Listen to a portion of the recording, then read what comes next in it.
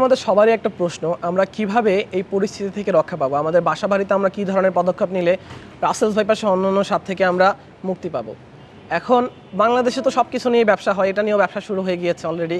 Phenyl, বিভিন্ন ধরনের ওষুধ মানুষ বিক্রি করা শুরু করে দিয়েছে, বাসাবাড়িতে রাখলে সাপ আসবে না। কিন্তু মূলত এরকম কিছুই নাই।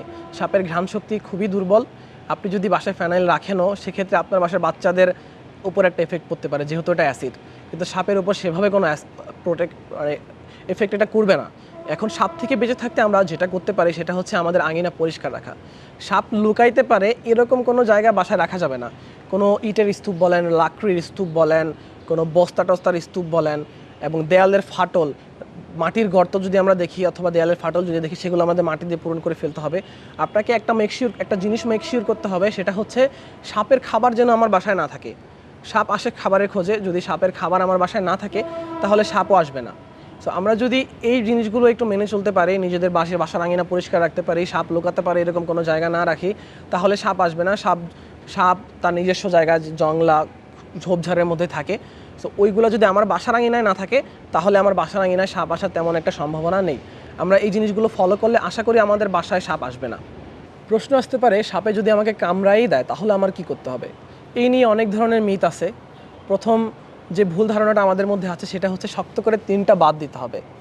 এখন আপনি যদি খুব শক্ত করে আপনার কোনো একটা অঙ্গে বাদ দেন, তাহলে কি হবে, সেই অঙ্গে রক্ত চলাচল মোটামুটি বন্ধ হয়ে যাবে। সেক্ষেত্রে বেশি সময় বাদ থাকলে ওই অঙ্গটা প্যারালাইজড হয়ে যাওয়ার একটা সম্ভাবনা থাকে, তীব্র সম্ভাবনা থাকে।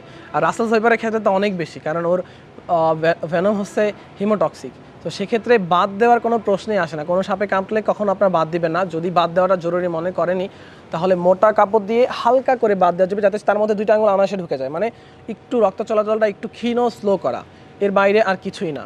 সো যদি সাপে কামড়ায়, প্রথমে যেটা করতে হবে, আতঙ্কিত হওয়া যাবে না। বেশিরভাগ রোগী মারা যায় আতঙ্কিত হয়ে। অনেক সময় হার্ট অ্যাটাক হওয়ার সম্ভাবনা একটা থাকে, খুব বেশি ভয় পেয়ে।